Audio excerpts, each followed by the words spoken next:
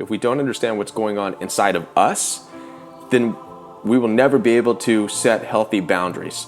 Now, personally, I think that this is where the narcissistic abuse that happened in our life can actually be a benefit to us. Now, don't get me wrong, I'm not advocating narcissism. I can't stand it. It's very hurtful, it's very destructive. But what it does is it exposes our triggers. It exposes our wounds. So if we look at it from another perspective, the narcissistic abuser in our life pointed to us something that needs to be healed.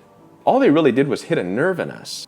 But we had to have that nerve to begin with. Does this make sense? I'm reminded of a movie called Good Will Hunting. Maybe you've seen this movie. It stars Matt Damon, who plays a narcissistic punk kid. He's an exact portrayal of the narcissist that I've had in my life.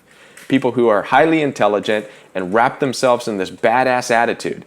He will try to beat people intellectually, and if he can't beat people intellectually, he'll beat people physically with his group of friends. Robin Williams plays the part of a psychologist who helps Matt Damon's character break through his narcissism, break through that wall, that front he has up. There's an interesting scene in the movie that shows how narcissistic individuals can scratch open hidden wounds. It's when Matt Damon's character, the narcissist, meets Robin Williams for the first time. And right away, Matt Damon's character, the narcissist, starts to play this game, starts looking for triggers. Initially, Robin Williams' character, the psychologist, is really good at deflecting. He laughs, he jokes, he cuts it off. What that's immediately saying to the narcissist is, I don't have an emotional attachment to that. He deflected it. Showed a good job at deflecting it. So in the movie, Matt Damon's character continues to go on looking for more possibilities, more ways to gain power in the situation. So he keeps looking through the room and he comes across a painting. And the painting is of a lonely person sitting in a boat in the ocean. And the narcissist individual goes over there and he looks at the painting.